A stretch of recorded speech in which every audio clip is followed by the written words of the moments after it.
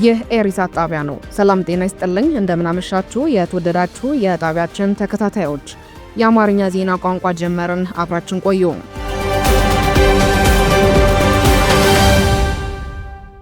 በትግራይ የሚገኙ ኤርትራውያን ስጋታቸው እየገለጹ ነው።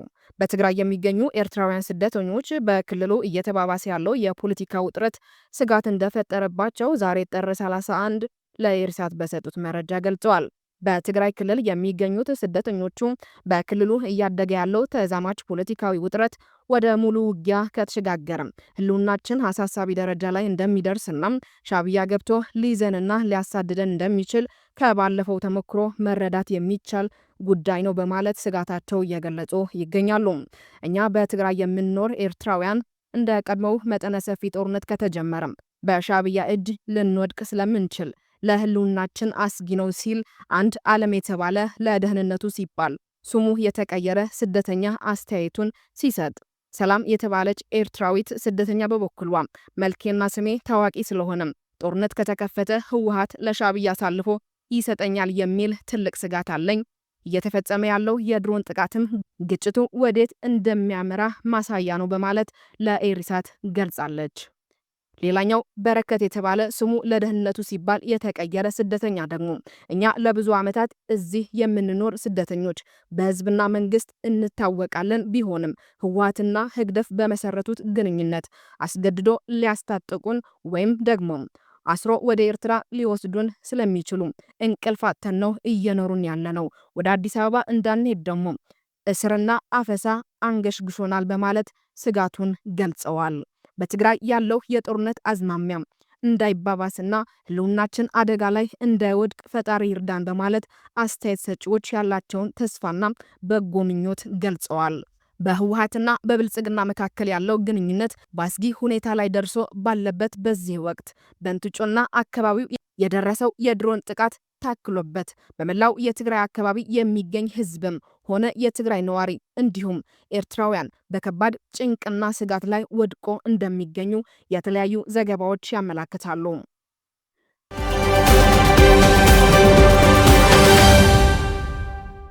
በትግራይ ማዕከላዊ ዞን በተፈጸመው የድሮን ጥቃት የአንድ ሰው ህይወት ማለፉ ተገለጸ። በማዕከላዊ ትግራይ ዞን እንትጮ አካባቢ ትናንት አርብ ከሌሊቱ 9 ተኩል እስከ 10 ሰዓት ባለው ጊዜ በተፈጸመ የድሮን ጥቃት ቢያንስ የአንድ ሰው ህይወት ማለፉን የአካባቢ ፖሊስ ማስታወቁን የክልሉ መገናኛ ብዙሃን ዘገቡ። ጥቃቱ የተፈጸመው ወደ ቅዳሜ አጥቢያ ሲሆን ሙዝ፣ ዘይትና ቡና ጭኖ ይጓዙ በነበሩ ሁለት ተሽከርካሪዎች ላይ ጉዳት ደርሷል ተብለዋል። በዚህም ሳቢያ ያንዱ ተሽከርካሪ ሹፌር ሲገደል ረዳቱ ጉዳት እንደደረሰበት ትግራይ ቴሌቪዥን ዘግበዋል። በማዕከላዊ ትግራይ ዞን የእንትጮ ከተማ ፖሊስ የሆኑት ተስፋ ያማረም የድሮን ጥቃቱ መፈጸሙንና የሰው ህይወት መጥፋቱን ዛሬ ቅዳሜ ለመገናኛ አውታሮች አረጋግጠዋል። በተመሳሳይ መልኩ በማዕከላዊ ትግራይ ዞን ገንደብታ በተባለም አካባቢም ሌላ የድሮን ጥቃት ከሌሊቱ 11 ተኩል ገደማ መፈጸሙ ተዘግቧል። በገንደብታ በተፈጸመው ጥቃት አይብና ሌሎች የንግድ ቁሳቁሶችን የጫኑ ተሽከርካሪዎች ኢላማ መደረጋቸውን ዘገባዎች አመላክተዋል። በተመሳሳይም በተንቤንም የድሮን ጥቃት መፈጸሙን መረጃዎች አመላክተዋል። የፌዴራል መንግስት በድሮን የሚፈጽማቸውን ጥቃቶች ሊቀጥልበት ስለሚችል ጥንቃቄ እንዲደረግ ጥሪ የቀረበ መሆኑን ዘገባዎች ያሳያሉ።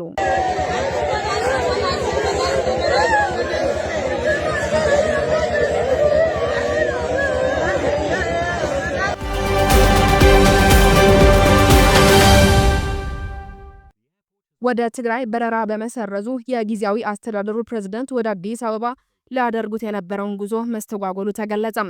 ወደ ትግራይ ክልል የሚደረጉ የኢትዮጵያ አየር መንገድ በረራዎች መቋረጣቸውን ተከትሎ የጊዜያዊ አስተዳደሩ ፕሬዝዳንት ይፋዊ የስራ ጉዞ ተስተጓጉሏል። የትግራይ ጊዜያዊ አስተዳደር ፕሬዝዳንት ጀነራል ታደሰ ወረደም ሊያደርጉት የነበረውን ጉዞ የትግራይ በረራዎች በመሰረዛቸው ምክንያት ተስተጓጉሎ እንደሆነ ለቀረበላቸው ጥያቄ አዎ የሚል ምላሽ ሰጥተዋል። መቀለ፣ አክሱም፣ ሽረና ሁመራን ጨምሮ ወደ ትግራይ አውሮፕላን ማረፊያዎች የሚደረጉ በረራዎች እስከ ዛሬ ቅዳሜ ድረስ እንደተቋረጡ የቀጠሉ ቢሆንም የኢትዮጵያ አየር መንገድ በበኩሉ በረራ ስለመቋረጡን እስካሁን ይፋዊ ማብራሪያ አልሰጠም። በተጨማሪም በአንዳንድ የደቡብ ትግራይ አካባቢዎች የማጓጓዣ እንቅስቃሴ መስተጓጎል መኖሩን ተገልጿል።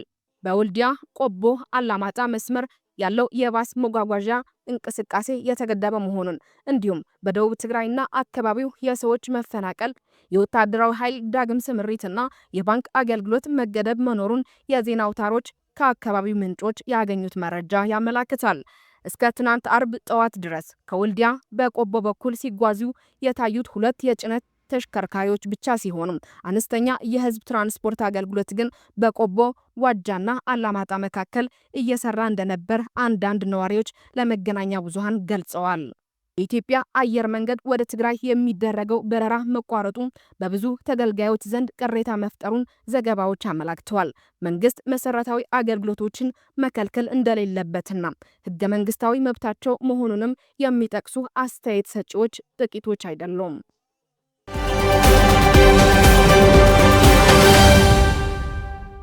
በትግራይ ክልል ዳግም ውጥረት መከሰቱን ተከትሎ ሁሉም ወገኖች እንዲታቀቡ የአፍሪካ ህብረት ኮሚሽን በጥብቅ አሳሰበም። በትግራይ ክልል ያለው ውጥረት እየጨመረ መምጣቱንና በአንዳንድ የክልሉ አካባቢዎች ዳግም ግጭቶች መቀስቀሳቸውን የሚጠቁሙ ሪፖርቶች መውጣታቸውን ተከትሎም የአፍሪካ ህብረት ኮሚሽን ሊቀመንበር መሐሙድ አሊ ዮሱፍ ሁሉም ወገኖች እንዲታቀቡ በጥብቅ አሳሰቡ። ኮሚሽኑ ትናንት አርብ ባወጣው መግለጫ ሊቀመንበሩ በትግራይ ያለውን ሁኔታ በቅርበት እየተከታተሉ መሆናቸውንና በቅርብ ጊዜ የታዩት ክስተቶች ከፍተኛ ስጋት እንደፈጠረባቸው አስታውቀዋል። በፌዴራል መንግስትና በህዝባዊ ወያነ ሓርነት ትግራይ ህወሓት መካከል ህዳር 3 ቀን 2022 በፕሪቶሪያ የተፈረመውንና በአፍሪካ ህብረት የሚመራውን የዘላቂ ግጭት ማቆም ስምምነት ተከትሎ የተገኙ በከባድ መስዋዕትነት የመጡ ድሎችን መጠበቅ እጅግ አስፈላጊ መሆኑን ሊቀመንበሩ ዳግም አጽንኦት ሰጥቶበታል። ሊቀመንበሩ ሁሉም ወገኖች መተማመንን ሊሸረሽሩ ከሚችሉ ድርጊቶች እንዲቆጠቡና ያልተቋጩ ጉዳዮችን ገንቢ በሆነ ውይይት እንዲሁም የፕሪቶሪያውን ስምምነት ግዴታዎች እና መንፈስ ሙሉ በሙሉ በተከተለ መልኩ እንዲፈቱ ጥሪ አቅርበዋል። የአፍሪካ ህብረት ስምምነቱ ሙሉ በሙሉና ውጤታማ በሆነ መንገድ ተግባራዊ እንዲሆን ያለውን የማይናወጥ ቁርጠኝነት ገልጾ በሰላም ግንባታና በእርቅ ሂደቱ ውስጥ ለወገኖቹ የሚደረገውን ድጋፍ እንደሚቀጥል በድጋሚ አረጋግጠዋል።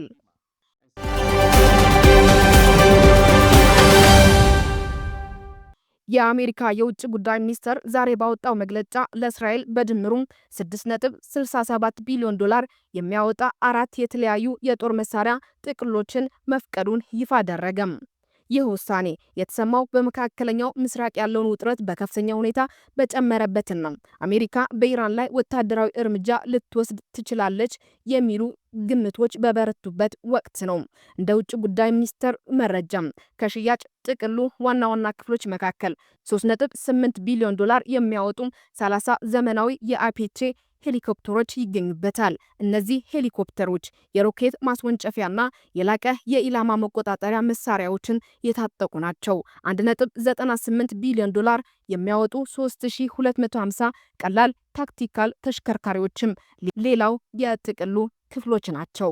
እነዚህም የእስራኤል መከላከያ ሰራዊት IDF ወታደሮችንና ቁሳቁሶችን ለማጓጓዝ የሚያገለግሉ ናቸው። እስራኤል ከ2008 ጀምሮ አገልግሎት ላይ ላዋለችው የታጠቁ ወታደራዊ ማጓጓዣዎች ተጨማሪ የኃይል ማመንጫ ሞተሮችን ለመግዛት $740 ሚሊዮን ታወጣለች። ቀሪው $150 ሚሊዮን አሁን ያሉትን መሳሪያዎች ለሚያግዙ ቀላል አገልግሎት ሰጪ ሄሊኮፕተሮች የሚውል ነው ተብሏል።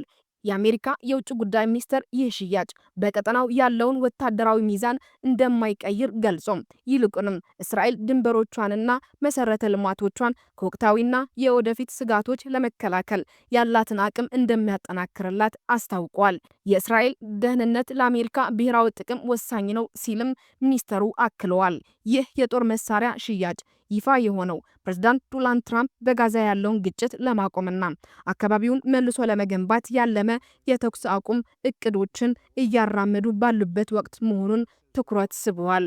ፕሬዝዳንቱ በጋዛ የ2 ዓመታት ጦርነት ያስከተለውን ሰብአዊና ቁሳዊ ውድመት ለመጠገን ጥረት እንደሚያደርጉ ቢገልጹም ለእስራኤል የሚደረገው ወታደራዊ ድጋፍ ግን ተጠናክሮ እንደሚቀጥል ይህ ውሳኔ አረጋግጧል።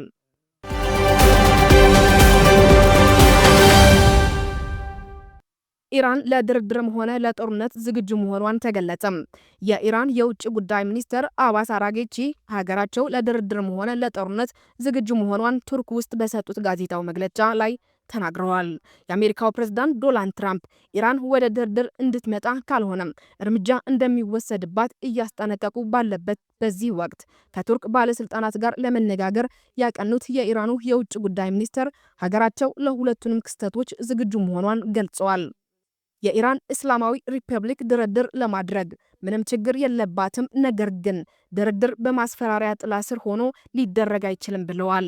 በአሁኑ ሰዓት የኢራንና አሜሪካ ግንኙነት ከምንም ጊዜ በላይ ሻክሮ ወደ ሙሉ ለሙሉ ጦርነት ይገባሉ ተብሎ በሚሰጋበት ጊዜ ቱርክ ሁለቱን ሀገሮች ለማነጋገር ጥድፊያ ላይ እንዳለች አንዳንድ ተንታኞች ያስረዳሉ። ትራምፕ በሁለተኛ ዙር ዘመን ስልጣናቸው አሜሪካንን ወደ ለየለት የጥፋት መንገድ እየመሯት ስለመሆናቸው ብዙዎች ይስማማሉ። ከኢራን ጋር የሚደረገው ጦርነትም እንደ ኢራቅ እና ቬንዙዌላ ቀላል የሚሆኑ ተብሎ እንደማይታሰብና ኢራን በቀላሉ እጇን እንደማትሰጥ ምሁራንና የፖለቲካ ተንታኞች እየገለጹ ይገኛሉ።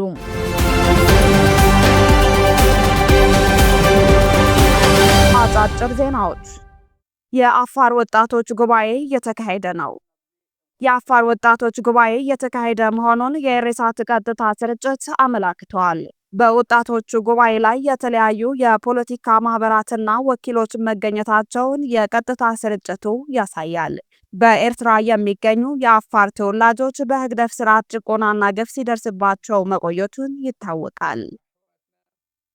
ደቡብ አፍሪካና እስራኤል ዲፕሎማቶችን እያባረሩ ነው። ደቡብ አፍሪካ ዲፕሎማቲክ መርህን ጥሰዋል ያለቻቸውን ከፍተኛ የእስራኤል ዲፕሎማት ስታባረር፣ እስራኤልም የደቡብ አፍሪካ ልዑካን አባራለች። የኢራንና አሜሪካ ውጥረት በድርድር ሊፈታ እንደሚችል ፍንጭ እየወጣ መሆኑን ተነገረ።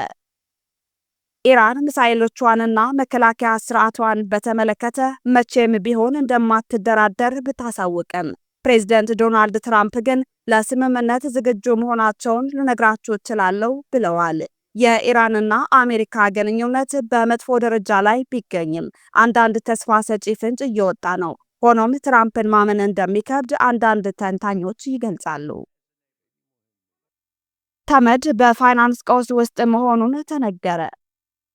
የተባበሩት መንግስታት አባል ሀገራት የሚጠበቅባቸውን መዋጮ እየከፈሉ ባለመሆኑ ተቋሙ በአጭር ጊዜ ውስጥ የፋይናንስ ቀውስ ሊገጥመው እንደሚችል ዋና ጸሐፊው አንቶኒዮ ጉተሬዝ አስጠነቀቁ። ተመድ የፊታችን ሐምሌ ላይ ያለው ገንዘብ ሊያልቅ እንደሚችልና ይህም ስራዎቹን እንደሚያሰናክል ተናግረዋል። በአሜሪካ ኢትዮጵያውያንን ከሀገሪቱ ሊያስወጣቸው የሚችል ጉዳይ በፍርድ ቤት ለጊዜው ታገደ። የፕሬዝዳንት ዶናልድ ትራምፕ አስተዳደር የጥገኝነት መብት የሌላቸው ኢትዮጵያውያን ከአሜሪካ እንዳይባረሩ ያደረገውን ሕጋዊ ከለላ ለማቋረጥ ያስተላለፈውን ውሳኔ ፍርድ ቤት በጊዜያዊነት አገደው። የፍርድ ቤቱ ብይን አሜሪካንን ለቀው ለመውጣት 2 ሳምንት ብቻ የቀራቸውን ከ5000 በላይ ኢትዮጵያውያን የቆይታ ጊዜ የሚያራዝም ነው ተብሏል። ለዛሬ ያልነው የዜና ጥንቅር እዚህ ላይ እንቋጫለን። መልካም ጊዜ።